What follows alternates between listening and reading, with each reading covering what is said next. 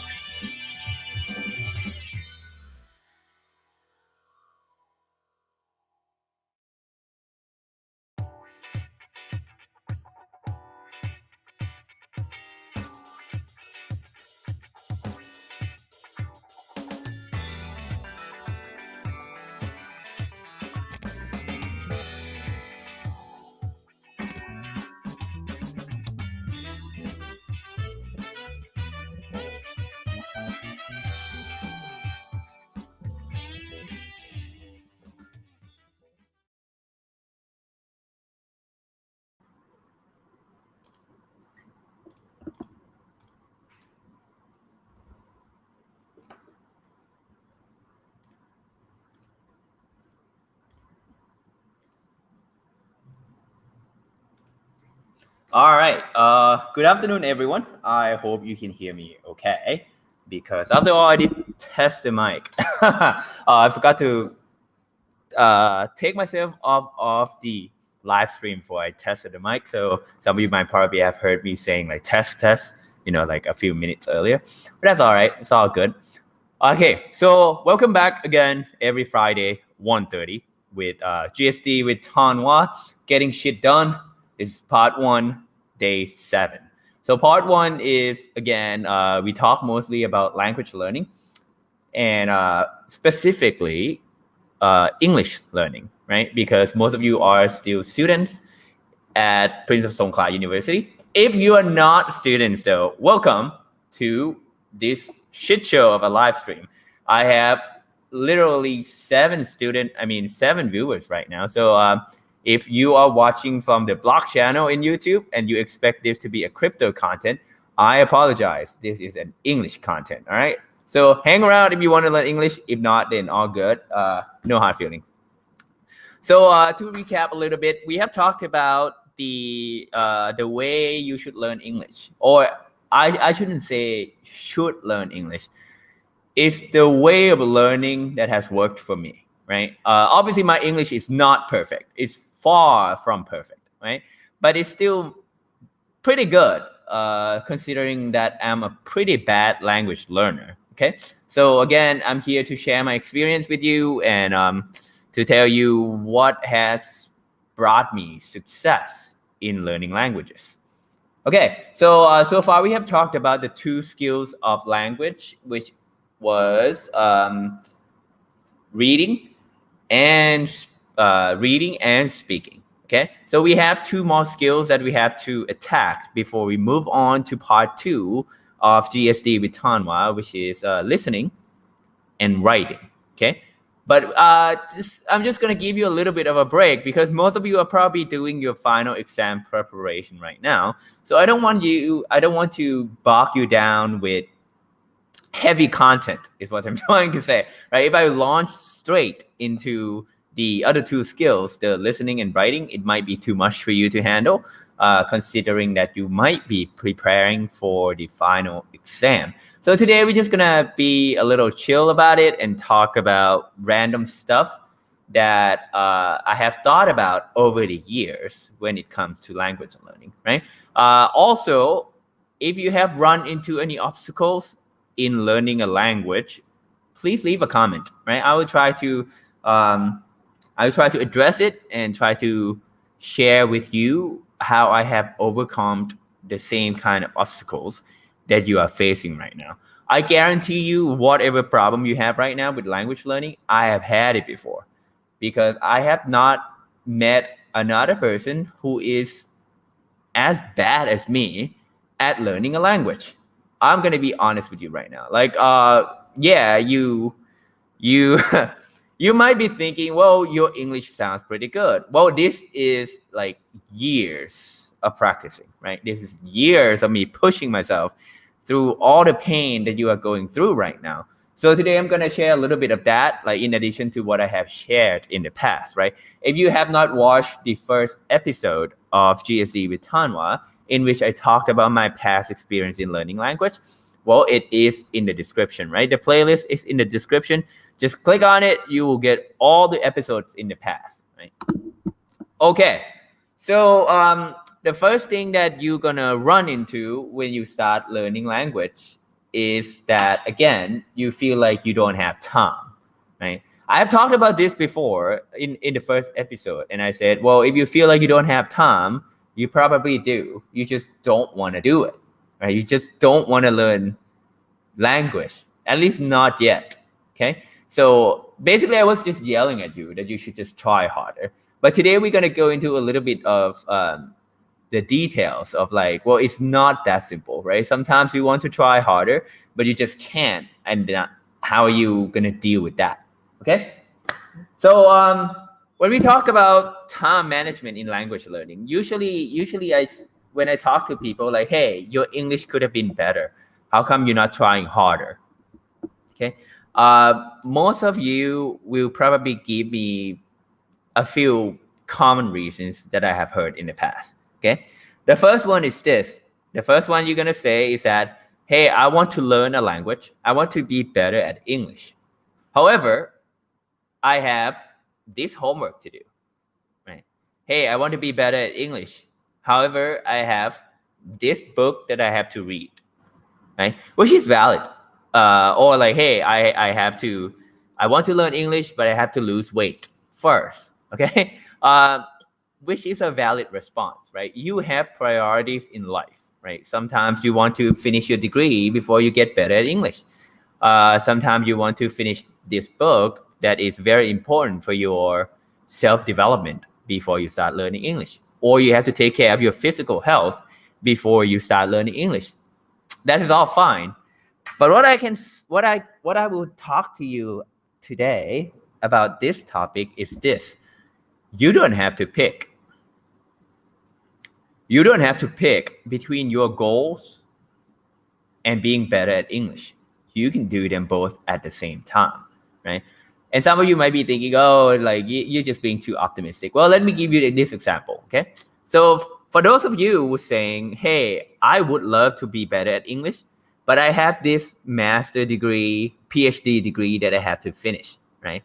And if I read the content in English, like if I read research paper in English, if I read English textbooks, then it will take forever because I have to learn English and the content at the same time. That is true, right? So most of you will fall back. Most of you will like, hey, I could learn this thing in English if I try hard, but I just want to graduate. So I'm just gonna buy the translated version of the textbook or Google things up in Thai because I can understand that easier, right? Which is fine. But I will tell you this, like anytime you read anything translated, right? Anytime you read something translated, something is always lost in translation.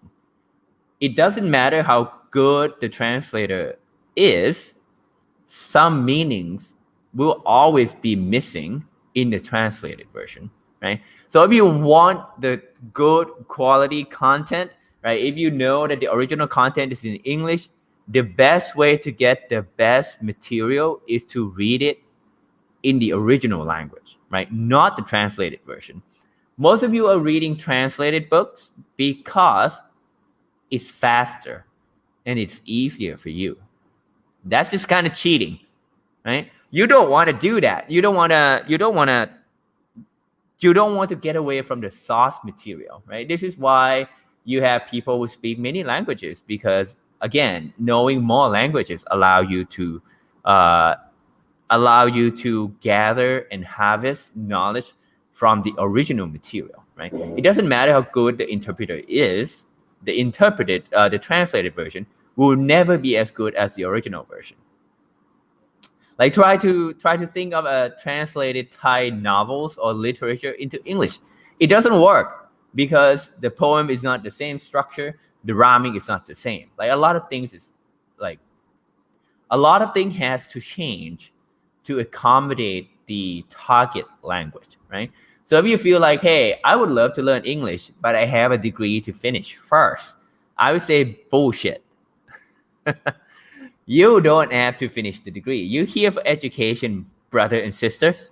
You're here for education. So get educated, right? Don't cheat. Don't use shortcuts, right? Reading translated textbook or translated research papers or insisting on finding your information in Thai are just shortcuts. You don't want to do that. You want to go all the way. You want to be the best of you, right? You want to be the best version of you. So never, ever, ever read translated version, right? The same goes for book, right? Most of you know that I'm estoy aprendiendo español, right? I'm learning Spanish. And since I'm learning Spanish, I am trying my hardest to read the source material. So here's the book that I'm reading right now, right? You can see that it's not in English, right? It's definitely not in English in any way. It doesn't have translated version, right? So why do I do that? So this is the amount of content that I have read over the past month, right? So that's where I am, right? About, I would say 1/5 of the book. This has taken me 2 months, right? So every evening I would read a little bit from this book. Most of the time I would get about 1 paragraph per day, right? Which is like a very slow progress. But it's a progress, is what I'm trying to say, right? Most of you will probably have given up by the time, if this was like an English book and you're trying to read it, most of you will have given up long before, right? And try to go find the translated Thai version. Again, the translated version is inferior.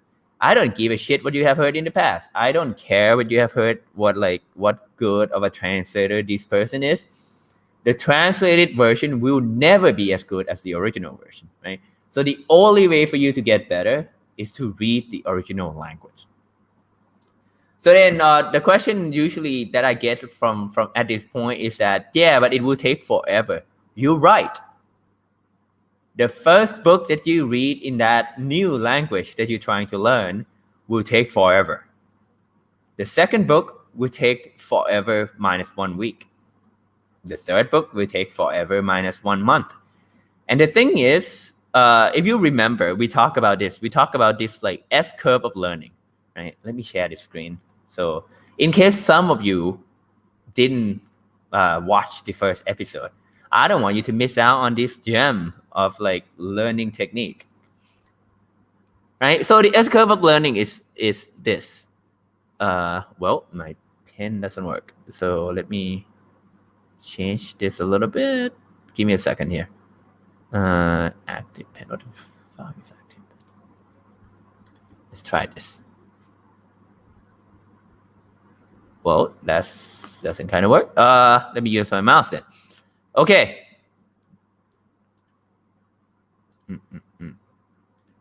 All right, I'll just use my mouse.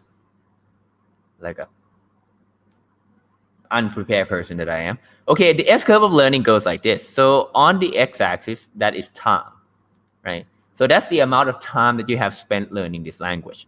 This is the amount of basically proficiency in the language that you learn. So basically how good you are, like how fluent you are at using this language, right? So most of you will expect this, like, hey, if I spend more time, right, I should be getting better every day. I'm going to say this again. If you have heard it before, I'm sorry, but this is the idea that you have to keep in mind all the time when you learn language. The amount of time is not linear to your fluency. Fluency. See, I still make a mistake. Fluency. Nope. Fluency. There you go. The amount of time is not linear with fluency. If you spend 1 hour learning and 2 hours learning, you are not twice as fluent by the time you have spent 2 hours, right? It actually look kind of like this. In the beginning, you spend a lot of time and you don't see any progress at all. This is why most people quit. This is why most people quit. This is where most people go, I am bad at learning language, right? And you just like, you know what? English is not for me. I quit, right? What you don't know is this. Every kind of learning, right? Every kind of learning is an S-curve. The first few months, weeks, or whatever that you spend learning language, you're not learning anything. And then just kind of immediately and abruptly, you just kind of do this, right? You just learn a lot in a short span of time. And then eventually the rate of learning goes down because, you know, you're not pushing yourself anymore. But the point of this graph is this. This is actual learning, right? The blue line is your actual learning. What you are expecting is the red line, right? Which is not realistic, right? And I can prove to you why it's not realistic, right? Think of when you're trying to learn. Some of you might be doing like surf skating, right? Because it's like this like cool shit right now that everyone is doing.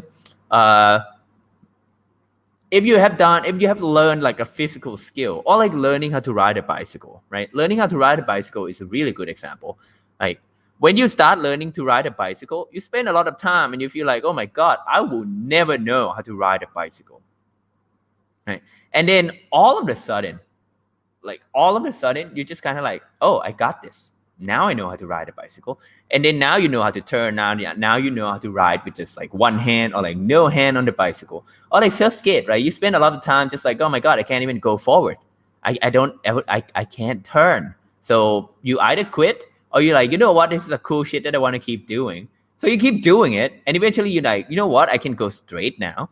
I can do a turn. I can do some tricks. And now you're super cool, right? So learning is like that, right? The same thing goes for when you choose the language of the material you want to read, right? If you read it in Thai, Why do you prefer reading it in Thai compared to English? Because your Thai fluency level is like way the fuck up here. So as soon as you start reading it in Thai, you know that you are already fluent in reading Thai. So you gain knowledge immediately.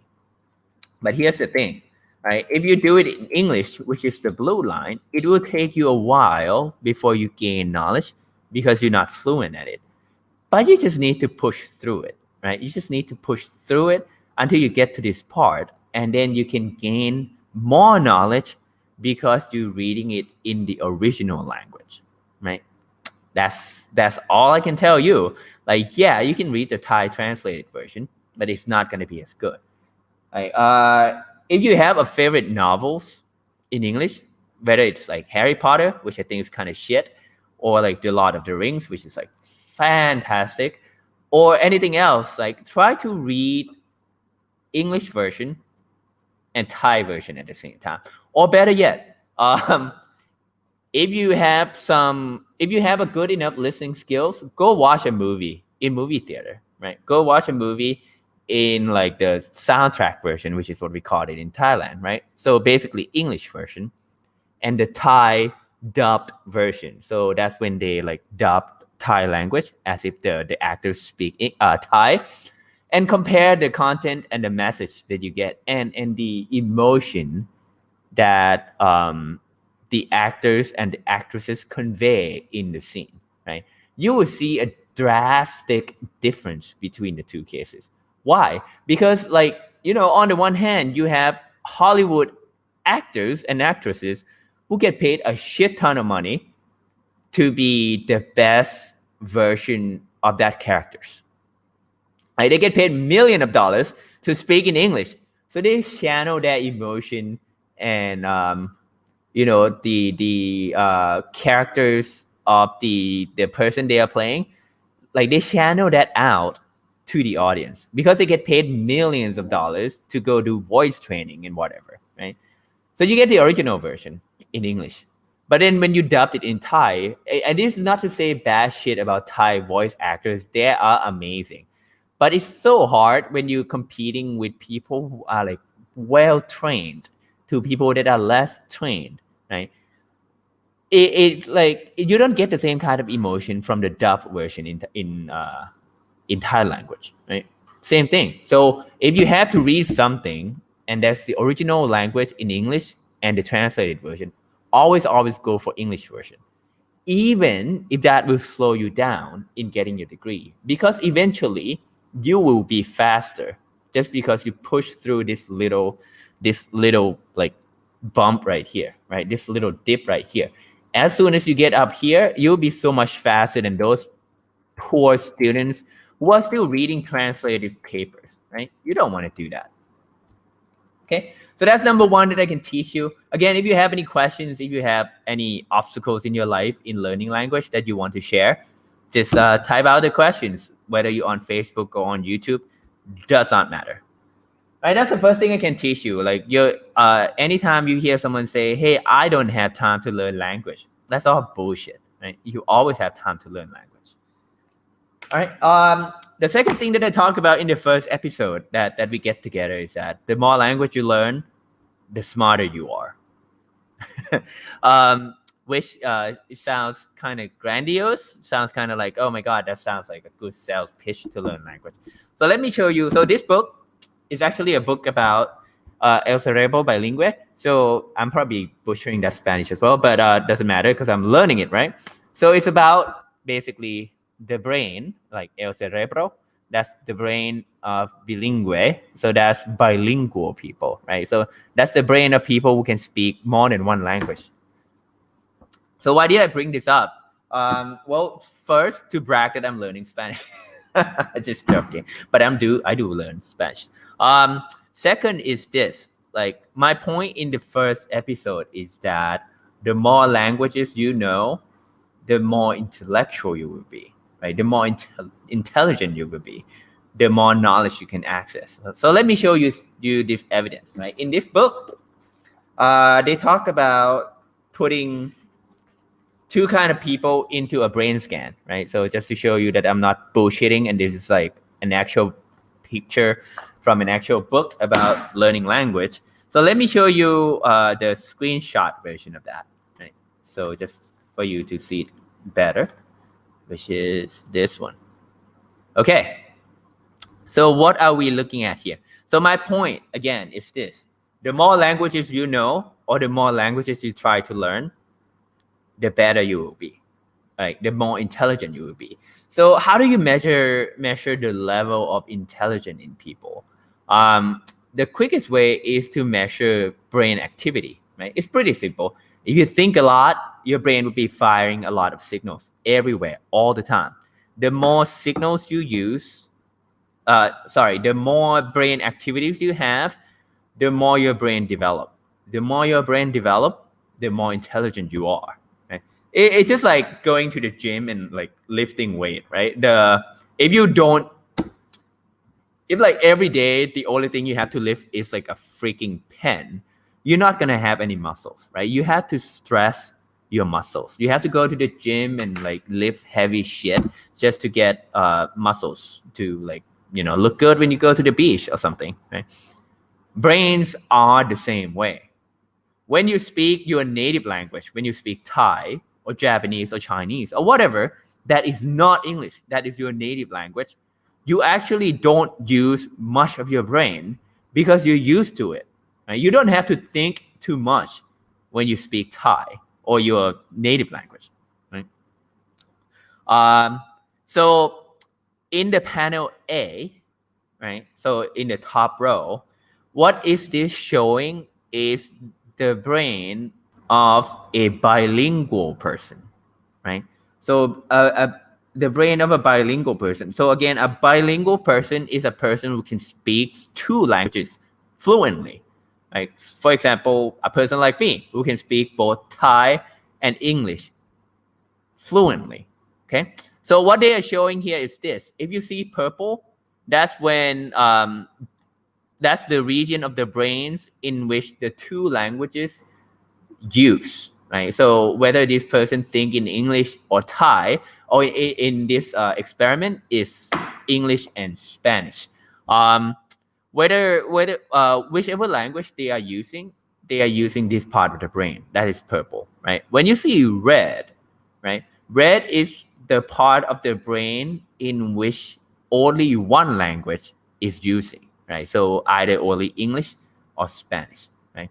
So you can see that for the most part, most of it are purple, right? This is purple, this is purple, this is purple, right? You don't really see any red, right? You don't see any red, which is only used by one language.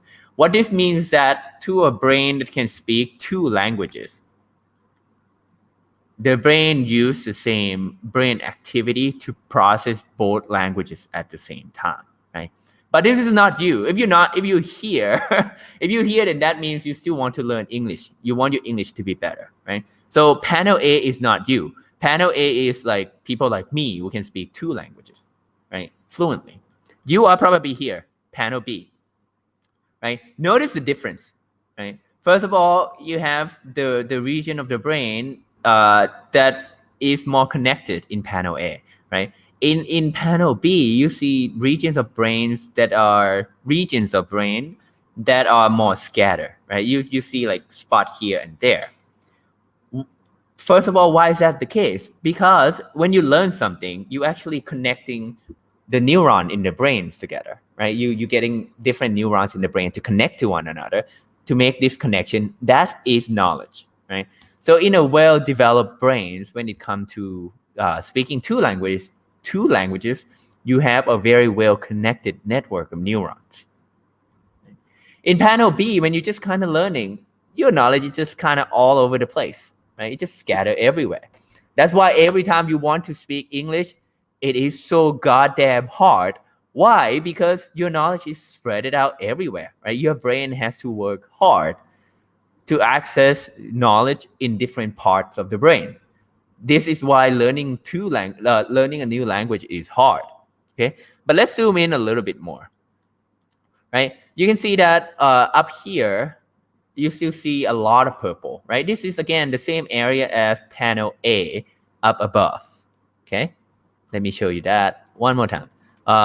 So this is the same area as panel A. So basically, this area with the crosshair is your main processing area for language. Right? You can see that it's not very well connected at all. Why? Because you are trying to speak a language that you're not fluent. Right? Not only that, you have this red area which is only processing the second language. Right? So this red area does not happen in panel A above, right? When you can speak two languages fluently. This only happened because you have some knowledge in English right here that is not connected to the rest of the brain or the rest of the processing power. Right? This is why when you try to speak English or try to use English, it's so goddamn hard because your brain is working hard. Right? Your brain is working hard. Same picture over here. So compared to panel A, you have like this huge area of well-connected neurons. Right? In a person that is learning a new language, it's not very well connected and it's also scattered, right? Same picture over here, you can see that this part of the brain only processes one language, whereas for a bilingual person, it processes both languages at the same time, right? And then you have this new area over here that is not existing in panel A, right? What I'm trying to say is this. Everyone want to have a brain that looks like panel A. But when you learn a new language, everyone is down here. Right? There is no secret to be good at learning language.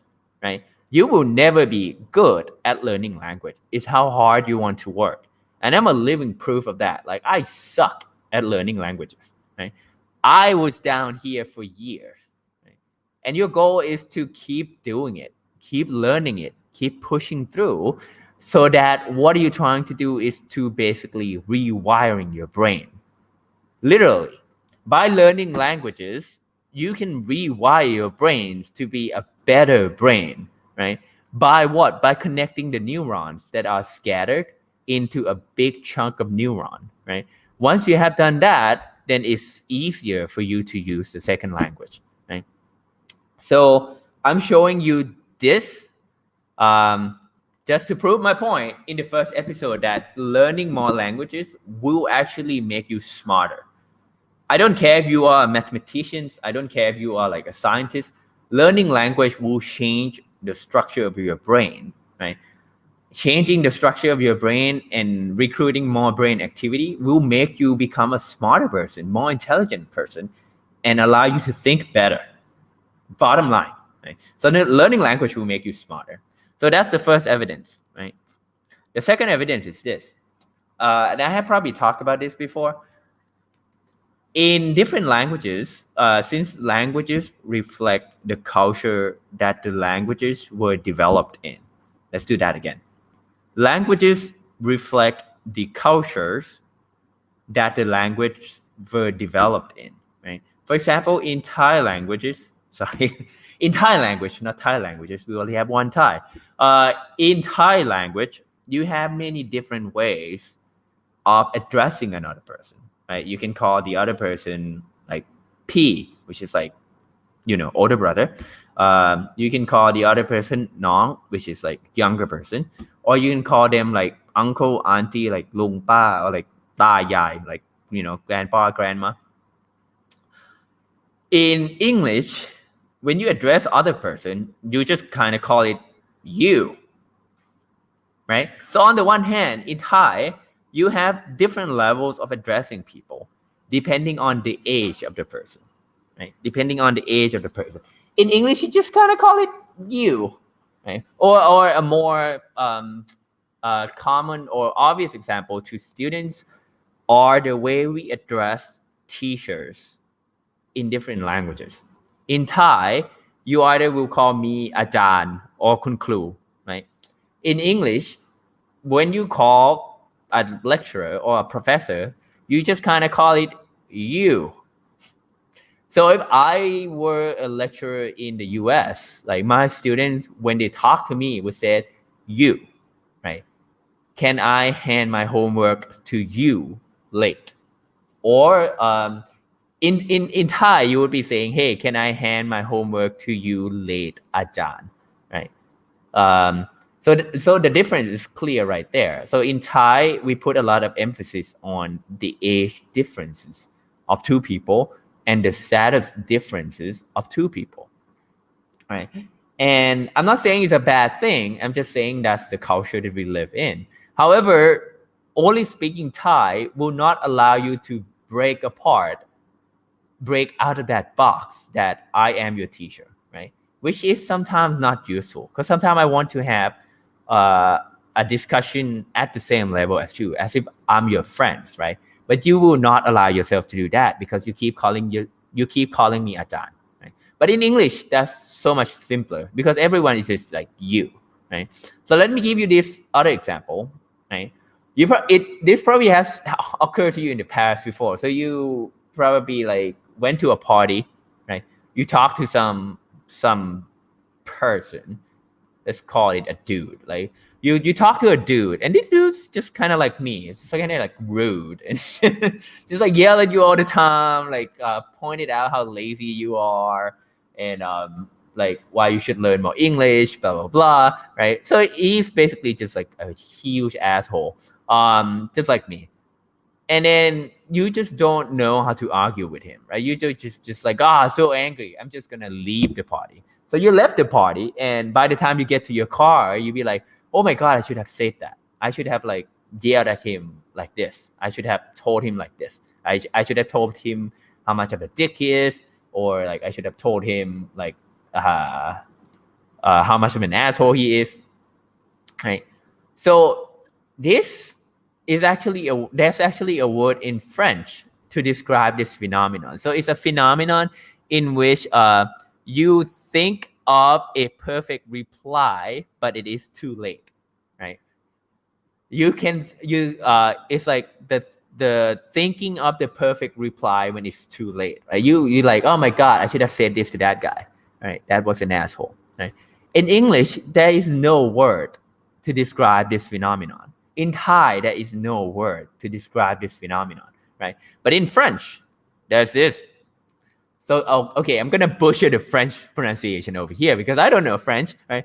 But I look it up and it's like l'esprit de l'escalier or something like that. If some of you know French, just please save me. Just type out your pronunciation in the comment of the video. But yeah, that's how you pronounce it. So let me show you this pronunciation by an actual French person. Because I look it up. I don't know how to pronounce French, so I look it up. I'm prepared. Right? So, here. L'esprit de l'escalier. Right. L'esprit de l'escalier. L'esprit de l'escalier. So that's the French word for what I just described, right? See, so it's the phenomenon of coming up with a perfect reply, but it is too late. That guy is gone.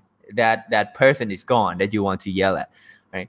If you don't know French, you will never know this word, right? So every time you want to think of this feeling, this phenomenon, you have to describe it in a sentence, which is like hard, right? Oops, now you get to see my chat. So that's one way of looking at it, right? Knowing more languages allow you to be more expressive, allow you to talk about phenomenon that you're not normally able to talk because you have more concept in your head. Another interesting thing is this. Let me show you this thing. And you're probably gonna go like, ugh, why are you showing me this? Because everyone has been through it. I hate chemistry with a passion. Like I hate chemistry with a passion. Just because I have bad memory with high school chemistry, I guess. The subject itself is not bad, okay? But what I'm trying to show you is this. This periodic table of elements is considered one of the best innovation in chemistry ever. Why is that the case? Because if you're not a science student, you can see that the element in the world, all the elements are classified or categorized into different categories, right? So you have the metal over here, the inert gas over here, you have the whatever the hell they call it, transition metals over here. So each of the group, each of the colors have similar properties, right? Why was this important? So the guy who invented this was Mendeleev. I believe he's like Mendeleev. I believe he's like a Russian or something like that. Polish, Russian. Yes. So before Mendeleev discovered the existence of periodic table, right? What chemists had to do is that they had to memorize each element individually. They have to memorize what hydrogen would do in a chemical reaction, what selenium would do in a chemical reaction, but they don't see the connection between each of the element.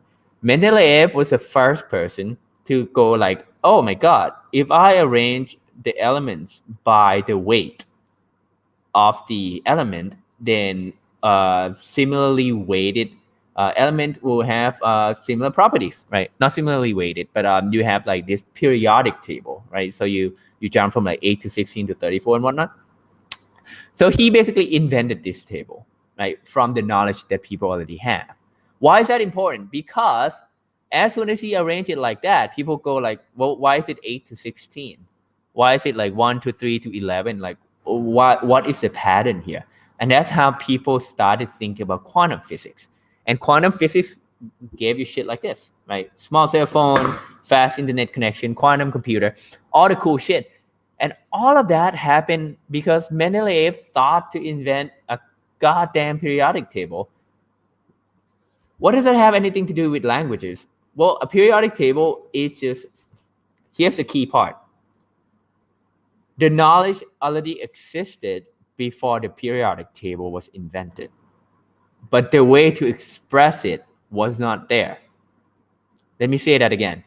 Chemists already knew about the chemical reactions before the invention of periodic table, but the way to express it in like a systematic manner was not there until the periodic table came around.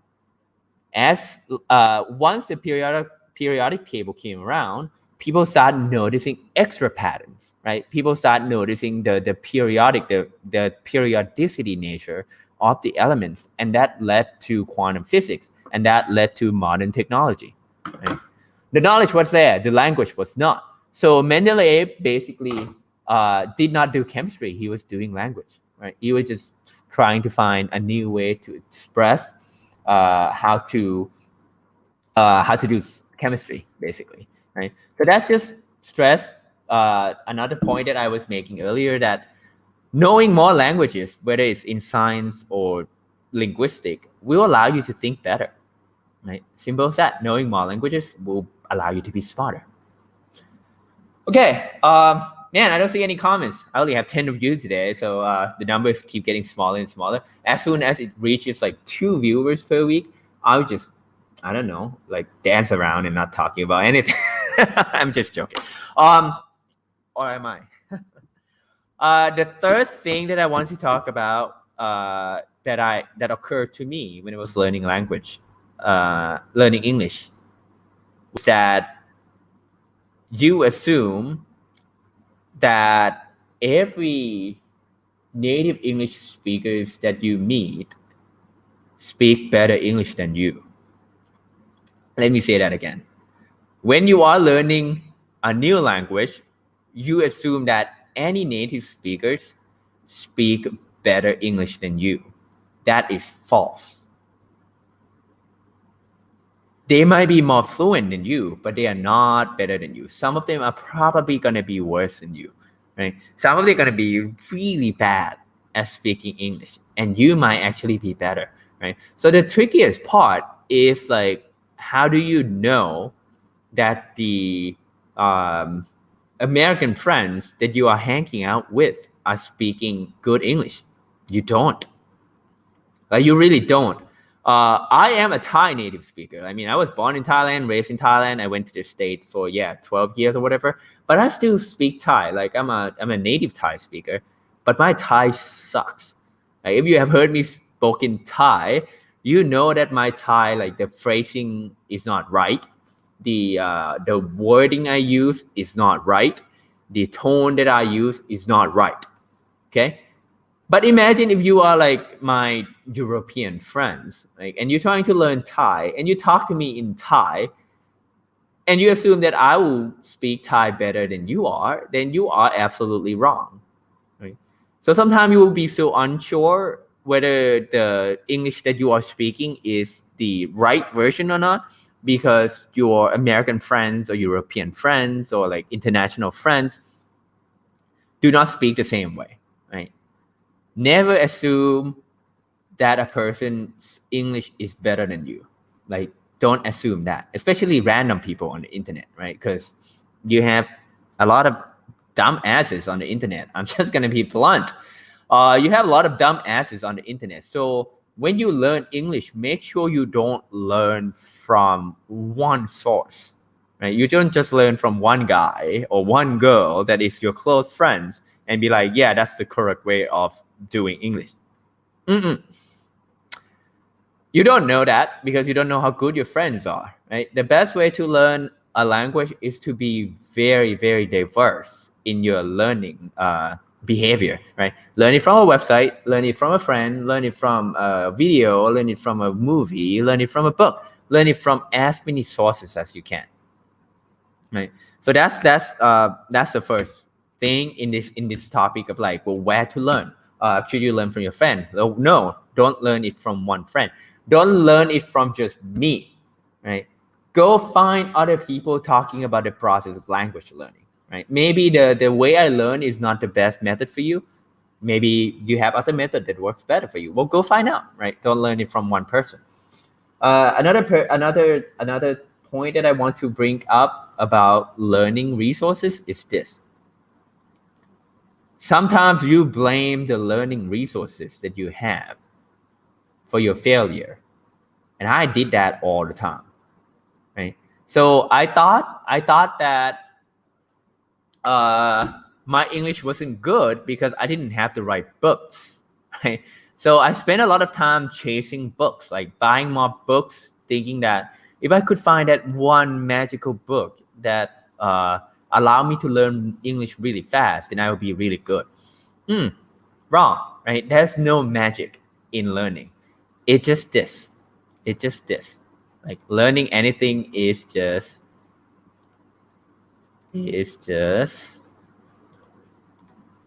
learning everything in the world is just this. It's the constant grind. It's the constant grind to be here, right? So that's what I'm gonna leave you with. Don't blame yourself. You're not bad at learning language, right? Nobody is good at learning language. Everyone was bad at some point. Eventually, if you stick to it, everyone will be good because you stick to it, right? Just like working out or losing weight. Like, if you keep doing it, eventually you'll be good. Okay, you just can't give up. And why shouldn't you give up? Because learning more languages will allow you to think better, right? Be a better person, right? Discover new shit. Because I'm gonna be honest with you, getting your master's degree or like PhD degree is not that fun. I got a PhD. It didn't change my life. It's the process of learning that will change you, right? Not the degrees. The process of learning will change you forever. And then lastly, when you learn, don't learn from the same resource, right? Don't just go to Duolingo and just learn on that. Don't just go to IELTS textbook or TOEIC textbook and try to finish learning language that way, because it's not a good way of learning, right? Be diverse. Learn from many different sources. Okay? Man, no comments today. Heavy stuff, huh? I guess I'm yelling at you too much. But anyway, so that's a little brief intermission just to check in with some of you about like what's going on with your life, the obstacles in learning language that I have faced in the past. Again, I'm not the best English speaker. I have just struggled with it the most. Okay, so I have this experience to share. And if you just want to talk to me personally about like, hey, like I had this unique obstacle in my language learning because I can't do some sound, then hey, yeah, come talk to me. Like, send me a chat message somewhere somehow. Right? If you don't know how to contact me, right? Again, in the video description, there's a link to like a Line group chat and a Facebook group chat. Oh, sorry, a Facebook page, and you can get in touch with me that way, right? If you want to just talk with me, entire English over a coffee about like, hey, I'm learning this, but it's so hard. What's my recommendation? I would love to do that. Like, what you don't realize is that I don't get paid more to work harder. I just love helping you out, right? So don't be hesitate to ask for help. Like Ajahn Jantini said last week, we can have a mock speaking test for you if you want to have a mock speaking test. And of course, we will not judge you, right? Because we have been where you were. Sorry, we have been where you are. And this fly is driving me crazy. Do you see that? Just kind of like, it's like just annoying me. Anyway, right? Don't hesitate to ask for help, right? You can always come to me for help by contacting me in the channel below. Okay, so I'll just leave you with that, not to be too heavy today, but next week we'll come back and talk to you about the listening skill, right? How can you improve your listening skill? And then the week after that, it will be how do you improve your listening skill in a standardized test setting. Okay, and then after that, we'll do the writing, and then we will be done. We'll be done with part 1 of language learning. All right, so that's it for today. I don't see any text or any questions from any of you. Thanks to the 9 people that are still with me. Hopefully, I'll see you again next Friday from 1:30 to 2:30. Right, so every Friday 1:30, 1:30 to 2:30. Oh my God. So another thing I will leave you with before I part with you is this. Language learning is a process that never ends. Right? Let me say that again. Language learning is a process that never ends. Don't think that, oh, you will just spend 2 years learning English really well, and then you don't have to learn it again. That is never true. And I brought this up because whenever I'm tired, my English grammar just goes to shit. Right, which is what just happened just now. When I'm tired, my English grammar just went downhill, just like, whoosh, right? So language learning is a process that never ends, especially for people like me who are like slow at learning a language, right? So, I don't know what to say because that sounds kind of bad, right? Because if language learning never ends, then does that mean you have to learn English forever? The answer is yes. Just the same way that you have to learn Thai forever, right? There is no goalpost that you have to get to. There's no milestone that once you get there, you never have to do it again. Just like if you go to the gym and you lift a lot of weights, and then you get to, the kind of muscles that you like, and then you just kind of stop doing it. Eventually, you lose the muscle, right? So you have to go back to it and train on it again.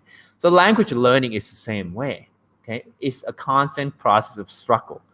But that's the thing, though. Struggle in learning is good because it pushes you to the next level, right? It pushes you to be a better person. So that's the last thing I'm going to leave you with. And thank you for joining me. I will see you again next Friday at 1:30. See ya.